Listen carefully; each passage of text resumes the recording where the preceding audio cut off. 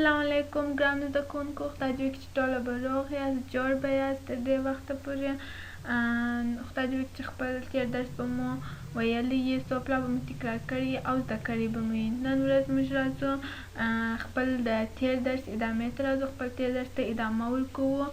موږ د کال موسمونو درس ویلی چې هغه مو نیمه ویلی، نیمه برخه یې پاته سوله. نو نن ورځ موږ راځو د هغه تېرې برخې د خپل درس پاتې برخې هغه تېرې برخې ته ادامه ورکوو. تاسو خپل کتابونه خلاص کړئ، د کال موسمونو درس راواړوئ او صفحه هم 9.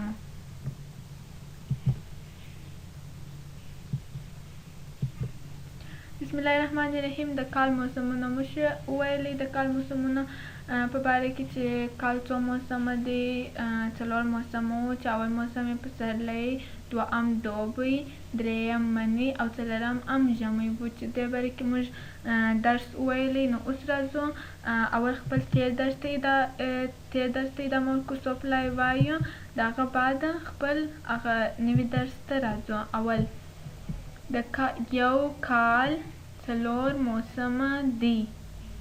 یو کال 4 موسمه دی: پسرلی، دوبی، منی او ژمی.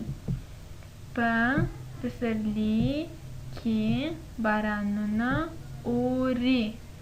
په پسرلي کې بارانونه اوري. په دوبي کې هوا توده او میوې پخیږي. په دوبي کې هوا توده او میوې پخیږي. نو ګرانو زده کوونکو، دا زموږ تېر درس و. اوس راځو خپل نوي درس ته چې دا خپل زموږ نوی درس د مني څخه شروع کیږي. خدای دې وکړي چې تاسو به په دا تېر درس کې کوم مشکل نه لرئ او څو پله به مو تکرار کړي. اوس راځو خپل نوي درس ته.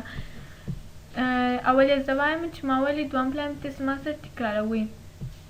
منی د میوو او غلو موسم دی. منی د میوو او غلو موسم دی. منی د میوو او غلو موسم دی. په ژمي کې هوا سړه او کله کله واوره وریږي.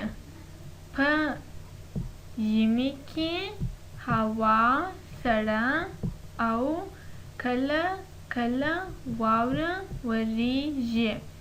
په ژمي کې هوا سړه او کله کله واوره وریږي.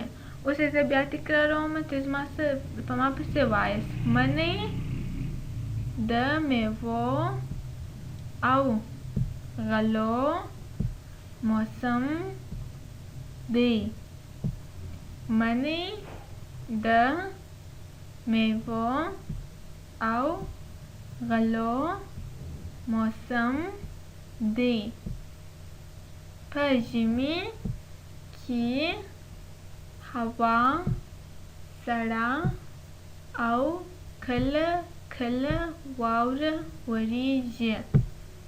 په ژمي کې هوا سړه او کله کله واوره وریږي. مثلا موږ ویلي چې په پسرلي کې څه شوي؟ بارانونه اورېدل. په دوبي کې هوا ډېره توده وه او میوې پخېدلې. او منی چې دی د میوو موسم دی، د میوو او غلو دانو موسم دی. او ژمي کې بیا چې دی هوا ډېره سړه ده، بارانونه یې کله کله هم واوره اورېږي. چې موږ په تېر ویډیو کې د کال 4 سره موسمونه تشریح کړله چې په پسرلي کې څه کېږي، دوبي کې څه کېږي، مني او ژمي کې څه کېږي او دا کم موسمونه یې هوا سره کم یې. نو خدای دې وکړي چې ستاسو په خپل درس باندې سر خلاص سوی یې. اوس هم راځو د فعالیت برخې ته. دې فعالیت کې دا فعالیت به تاسو ترسره کوئ. اوس ګرانو شاګردانو، اول راځو دلته موږ 4 عکس لرو. په 4 عکسو کې اول عکس تاسو وینئ چې دلته ګلان دي، درختې دي، ګلان دي رقم. نو ستاسو په نظر دا به کوم موسم یې؟ الموسم چې تاسو به ووایاست. اوس دوهم عکس ته وګورئ، دلته ټوله واوره ده او یخ دی. دا کوم موسم دی تاسو به ووایاست. او دریم عکس کې وګورئ دا هم هوا دلته برابره یې، ګلان درخت هم وچه یې، ګلان رژېږي، د پاڼو رنګ ژړ یې، نو دا به کوم موسم یې تاسو به اوس پوهیاست. او دلته هم وګورئ هوا ډېره ګرمه ده، نو چې هوا ډېره ګرمه یې هغه به کوم موسم یې تاسو به ووایاست. سمه ده. اوس هم راځو خپل د کورنۍ دندې برخې ته. کورنۍ دنده کې تاسو لرئ کلمې لرئ. دا کلمې به تاسو په خپلو کتابچو کې په تورو واړوئ. لاندې کلمې په خپلو کتابچو کې په تورو واړوئ. اوس زه چې ته کلمې در کومه دا به تاسو خپل کتابچې ته ورسوئ او هلته به په تورو واړوئ. اوله ده پخیږي. پخیږي کلمه به تاسو په تورو واړوئ. خ د څو تورو څخه جوړه ده؟ 1 2 3 4 5. د 5 تورو څخه جوړه ده چې دا 5 سره تورې به تاسو دلته جلا جلا ولیکئ. دوهم هم هوا، دریم سړه، څلورمه کلمه منی، پنځمه کلمه ژمی، شپږمه کلمه څلور، اووم کله کله، اتم توده، نهم او اخري میوې. نو دا کلمې دي چې تاسو باید په خپلې کتابچې کې ټوله ورسوئ. چې ومورسوله بیا د هر یوه کلمه چې دی په تورو واړوئ. نو د نن ورځې دپاره مو درس همدومره و. خدای دې وکړي چې تاسو سر په خلاصوئ یې. تر بیا پورې د خدای په امان، ښه وخت ولرئ.